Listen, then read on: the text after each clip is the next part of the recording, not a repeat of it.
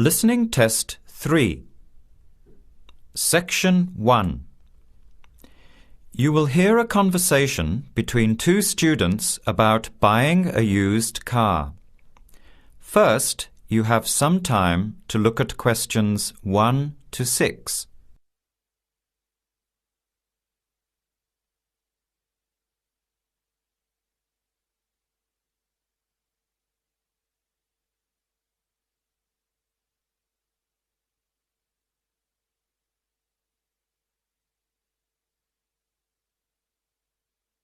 Notice that an example has been done for you.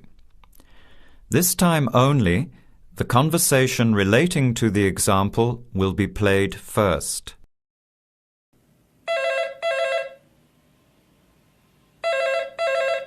Hello. Hello. Can I speak to Eleanor, please? This is Eleanor speaking. Hi. My name is Jan. I'm calling about the car that was advertised on the notice board in the Student Union building. Is it still for sale? Yes, it is.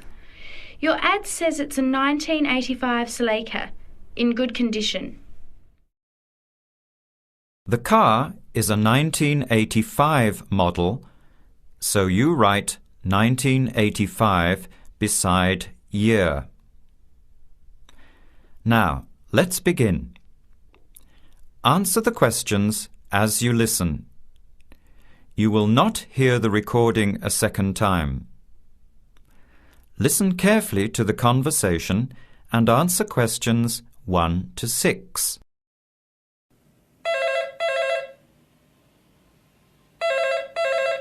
Hello. Hello. Can I speak to Eleanor, please? This is Eleanor speaking. Hi. My name is Jan. I'm calling about the car that was advertised on the notice board in the Student Union building. Is it still for sale? Yes, it is. Your ad says it's a 1985 Celica, in good condition. It's old, but it has been well looked after. My family has had the car for 10 years. I'm just the third owner and my mother had it before me, so we know its history. We've got all the receipts and records. It's had regular maintenance and the brakes were done last year. It runs really well but looks its age. Why are you selling it, by the way? Well, I'm going overseas next month to study. I'll be away for at least 2 years, so I have to sell it. Unfortunately, it's been a good car. You want $1,500, is that right? I was asking $2,000, but since I need to sell it quickly, I've reduced the price. Would you like to come and take it for a drive? I don't live far from the university. Yes, I'd like to have a look. What time would suit you? Any time this evening is fine. Well, I finish classes at 6 o'clock. How about straight after that? Say 6:30? Great, I'll give you directions. When you leave the main gate of the university, turn left on South Road and keep going until you get to the Grand Cinema. Take the first right, that's Princess Street. I'm at number 88 on the right. So it's 80 Princess Street? No, it's 88 Princess Street and the suburb is Parkwood. You'll see the car parked in front. It's the red one with the for sale sign on it. OK. Thanks, Eleanor. I'll see you later. Bye. Before you hear the rest of the conversation, you have some time to look at questions 7 to 10.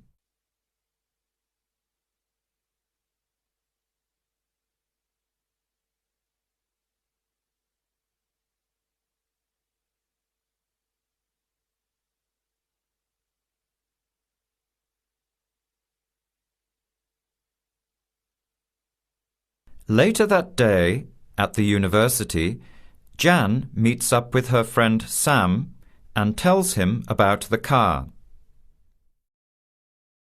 Hi, Sam. Hey, Jan. What's happening? I'm glad I ran into you. I've decided I have to get a car. You're going to buy a car? Do you really need one? I'd probably still be driving, except that my car broke down last year. Instead of getting another one, I just moved closer to the university and went back to riding a bike. Better for the environment, better for my health, and I save a lot of money. Did it really cost that much? Well, when you think of registration, insurance, rising petrol costs, parking plus maintenance and repairs, it adds up. I know it's going to be expensive, but I really need my own transportation. It takes half an hour by bus each way to university as it is. But now I'm working at night in the city. There's no way I want to hang around waiting for a bus late at night, then walk 3 blocks home alone. Hey, I think you've got a point there. So what kind of car are you looking at? It's an 85 Celica, same kind as I used to have. The owner's asking $1,500. That's pretty old. How many kilometres has it done? You know, I forgot to ask. I'll have to check tonight when I go to see it. Would you be able to come with me to have a look? At about 6:30? Sure, I'll come, but I don't know a lot about cars. I do know one thing, though. I wouldn't buy an old car without having a mechanic look at it first. That's a good idea. But won't it cost a lot? Not really. You can get a check done through the Automobile Association for $80, and it comes with a report on the condition of the car. It can save you a lot of money in the long run. I'll keep that in mind. So we have to get to Parkwood at 6:30. Do you want to take the bus? It goes straight down South Road every 15 minutes. Or maybe we could walk. I don't think it's that far. Actually, I could borrow my roommate's motorbike for an hour or so. He's working all evening in the library. Do you think he'd mind? No way. He owes me a favour or two. OK, great. See you at 6, outside the student centre. That is the end of Section 1. You have half a minute to check your answers.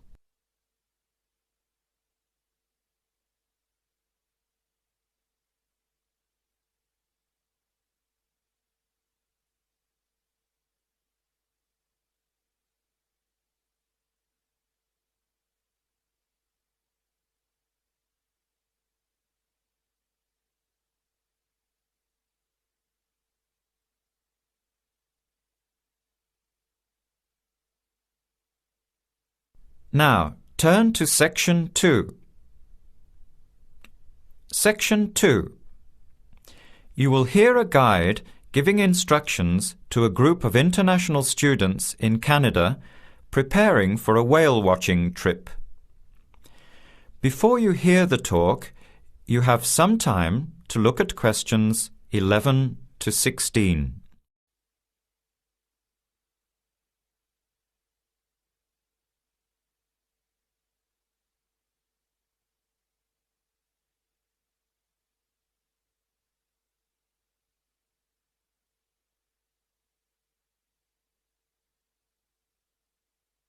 Now listen carefully to the first part of the talk and answer questions 11 to 16.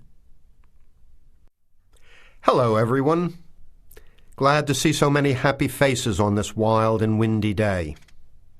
Are you all ready to go looking for whales? I'm Tony, and our other guide today is Dale. We'll be using these 2 rubber boats you see here, and our trip today will take 3 hours. In a few minutes, we'll be heading into part of the largest temperate rainforest of the Pacific Northwest. I'll show you our route on the map here. This is where we are now. We'll be leaving the sheltered bay and heading out across the mouth of the bay toward the open water. As you know, last night there were strong winds in the area, so we can't go out into the ocean as we had planned. Near the mouth, the water will be quite rough. That's where we are most likely to spot orcas, or killer whales as they are also called. After crossing the mouth of the bay, we'll enter the calmer, shallower waters. This is where you look for gray whales. Then we will continue up this narrow inlet close to the shore. You will have a great view of giant fir and cedar trees that have never been logged. Here is the place to watch for wildlife. You are likely to see bears along the shore and eagles in the sky overhead.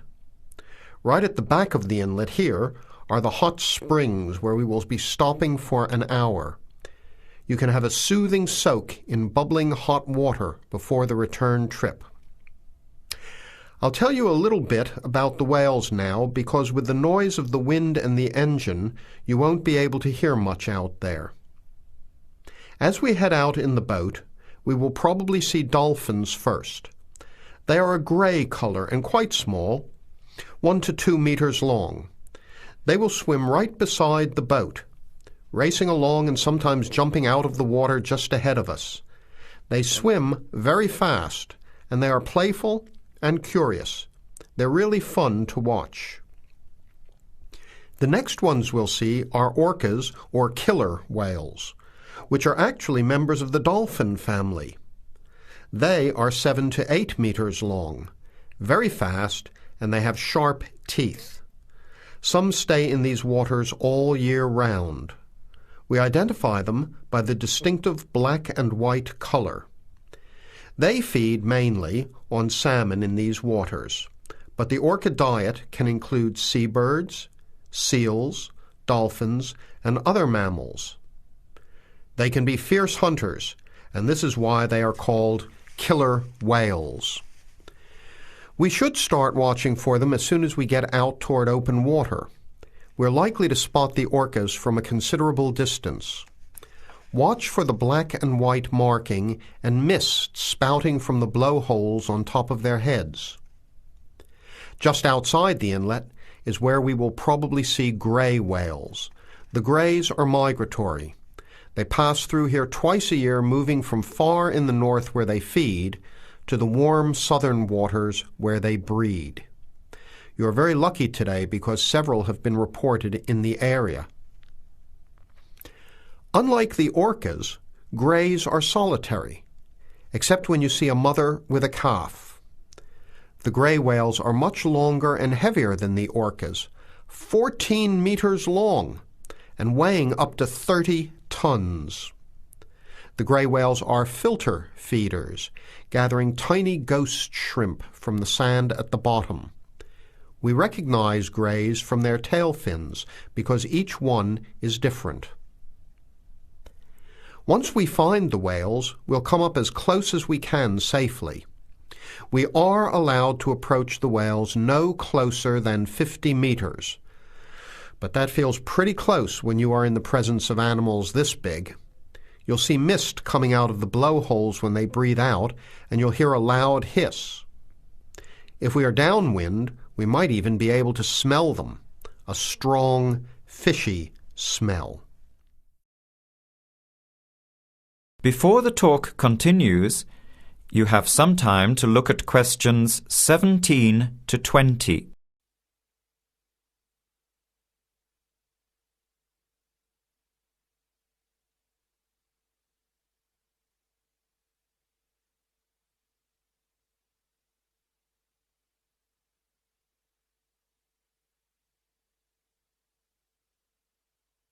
Now, as the talk continues, answer questions 17 to 20. Now, for just a few words of caution. It will be quite bouncy out there, especially in the front of the boat. If you want a smoother ride, stay in the middle of the boat, close to the engine. Hold on to the ropes and keep an eye on any big waves. Be alert so you don't get thrown out of the boat. In case of an emergency, you are all wearing survival suits. They'll keep you warm and dry in or out of the water. They are bright orange for visibility. The water temperature is around 8 degrees. Without these suits, you would only last a few minutes in this cold water. With these suits, your survival time is increased dramatically. They will keep you upright in the water even if you can't swim. But we don't expect anybody to end up in the water, so don't worry. Now, are there any questions? I'm afraid of getting seasick. Right. I was just coming to that. If you think you might get seasick, take one of these patches and put it on your arm at the wrist, like this. It works on pressure points of the body and will relieve seasickness without the drowsiness you can get from pills. Are there any other questions? All right then. Let's start loading up the boats. We leave in 5 minutes. That is the end of section 2. You have half a minute to check your answers.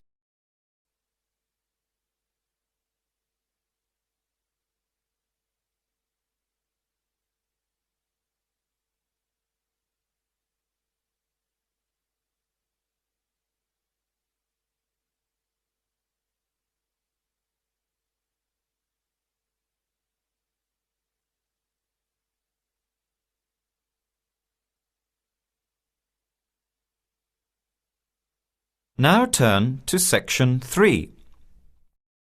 Section 3. You will hear a student, Penny, talking to two friends, Ray and Louise, about a television competition Ray has entered called Travel Documentary. Before you hear the conversation, you have some time to look at questions 21 to 26.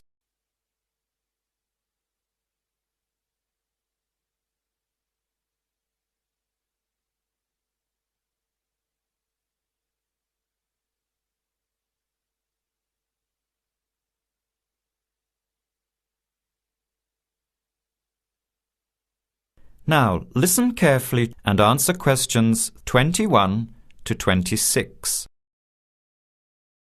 Hi, haven't seen you two in ages. What have you been up to? Hi, Penny. Ray is really excited. He's just been shortlisted for Travel Documentary.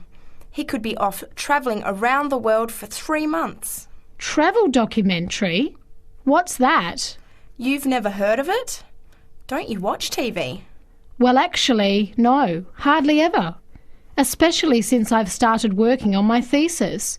I don't have time to breathe, let alone watch TV.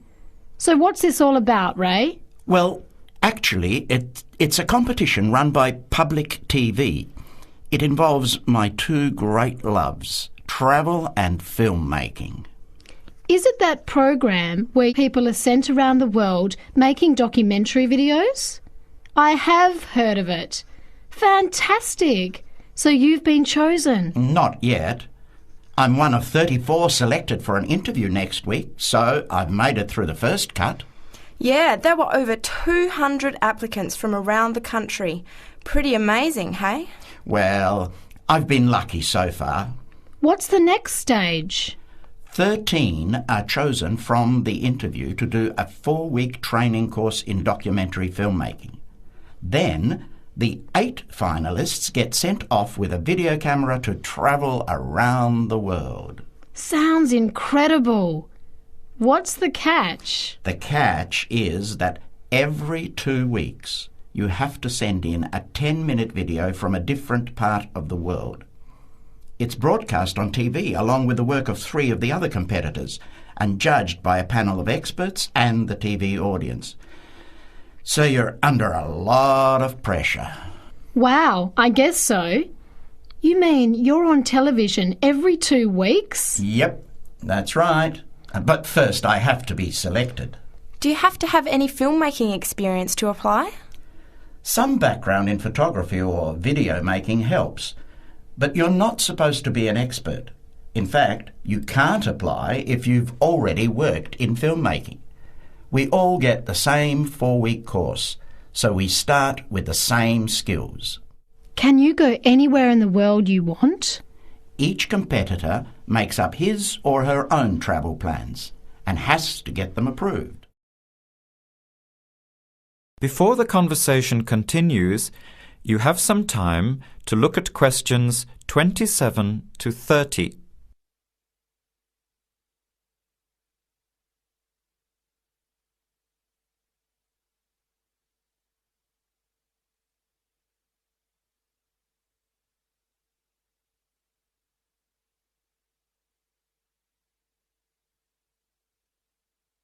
Now, as the conversation continues, answer questions 27 to 30. Have you talked with anyone else who has done it? As a matter of fact, just last week I met Sarah Price, a girl from here who did it last year. What did she have to say about it? She said it was the most amazing experience of her life, but it was really tough at times. I think you'd have to be really brave to take off like that alone with so much responsibility. It's not like going on a holiday, is it? No. 2 weeks in a country, often where you can't speak the language, to find a story, film it, organise all the editing. Then you're off to a completely different part of the world to start all over again. Pretty exhausting, but exciting too. What a way to see the world. What about Sarah Price? Did she have any bad experiences? She said the worst part was when she got some mysterious fever in Mongolia and thought she might have to be sent home. Fortunately, it got better, but she said it was scary to feel really ill when you're alone so far away. So what made you want to apply? When I saw the program on TV a while ago, I thought, this is for me. I've always wanted to travel, but needed to work for a year before I could even think about it. Then a new series started up. I thought, now's my chance. Don't you think you'll be lonely? I don't think I'll have time to be homesick. I'm more worried about having too much to do and not enough time to get things organised. So we might be watching you on television in the next few months. I hope so, if I'm lucky. When will you know for sure? They choose the final 8 in March. A month later, you're on your way. So do you have to pay anything? Nothing. It's all paid for. Course, camera, flights, accommodation and in-country travel. The budget is pretty tight though. No extras. I sure hope you get it. Then I'll be finding time to watch at least one program on television every week. That is the end of section 3. You have half a minute to check your answers.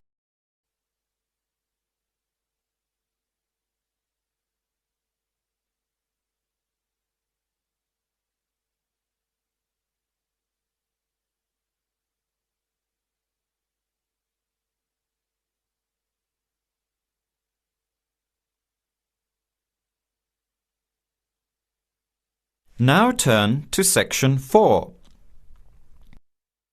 Section 4. You will hear a talk given by Kate Tomerlin on the history of technology. First, you have some time to look at questions 31 to 33.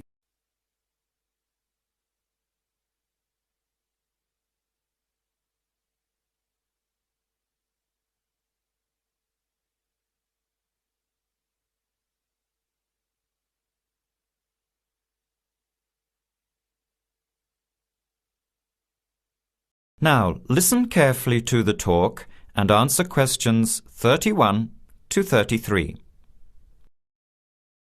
Our talk today in this History of Technology series is about a feat of anti-engineering from the late 19th and early 20th century that is still very much with us today and that is linked with the history of the typewriter. It's the QWERTY keyboard. What, you might ask, is QWERTY? Well, have a look at the nearest typewriter or computer keyboard. If you look at the top row, you will see that Q, W, E, R, T, Y are the first 6 letters. Did you ever think when you were learning to type about why the letters on the keyboard are distributed the way they are? Here's the story. It all has to do with the history of the typewriter. Typewriters existed since the early 1700s, but the first commercially practical system came into being in 1873. The typewriter is one of America's greatest unsung inventions. While the telephone, automobile, and airplane sped up communications and transportation, the typewriter did the same thing for the written word. But few people paid much attention, possibly because they were too busy reading what the typewriter had written about all the other inventions. The first typewriters had the keys laid out in alphabetical order, but this system had problems. Some keys that tended to be typed together were physically close. This made the type bars hit each other and get stuck. Typewriters in 1873 jammed or got stuck if the keys next to each other were hit in quick succession. To solve this problem, in 1878, the QWERTY keyboard was developed, spacing frequent letters away from each other and therefore reducing the number of jams. It was not specifically designed to slow down typists, as is generally believed, but the keyboard did create a built-in inefficiency for typists. The most common keys are scattered all over the keyboard rows, many on the left side. Right-handed people have to use their left hand, which is the weaker hand. Typewriter technology improved, doing away with the original rationale for the QWERTY distribution, but the keyboard remained. In spite of its inefficiency, it is the keyboard we all use today. Now you have some time to look at questions 34 to 40.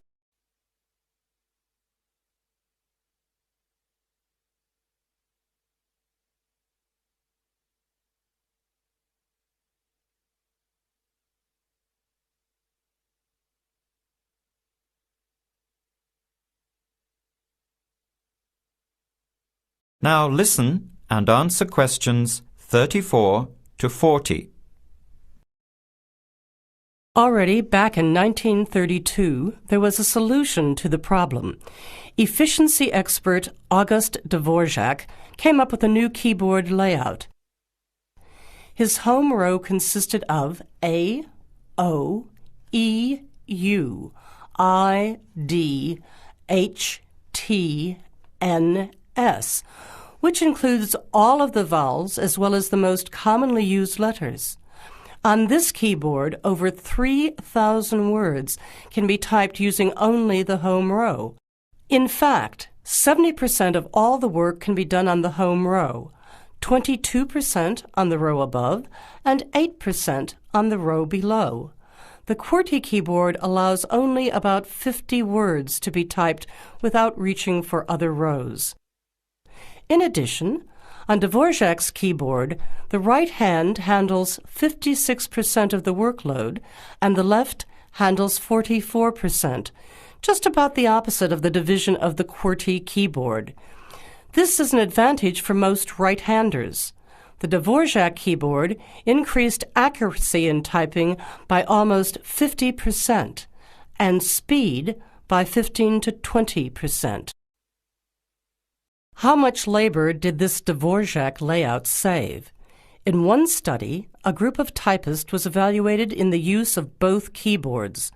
Those using the Dvorak keyboard moved their fingers just about 1 mile on an average day, while those who used the QWERTY keyboard moved their fingers an average of 12 to 20 miles. The superiority of the Dvorak keyboard was clearly established. However, it has never been adopted as the keyboard of choice. Why? First of all, bad luck and bad timing on the part of the Dvorak team. First, there was the Depression. Not a good time for introducing change. But the main factor that worked against the Dvorak system was habit. People were used to the QWERTY keyboard. Computers today could easily switch the arrangement of letters to the Dvorak layout, but it seemed that because of habit, the QWERTY layout remains dominant. People felt comfortable with the keyboard they learned on, so it was the established patterns of hundreds of millions of typists, manufacturers, typing teachers, and typewriter salespeople that have crushed all moves toward keyboard efficiency for over 70 years. It looks like QWERTY keyboard may be with us for a long time yet. That is the end of section 4. You now have half a minute to check your answers.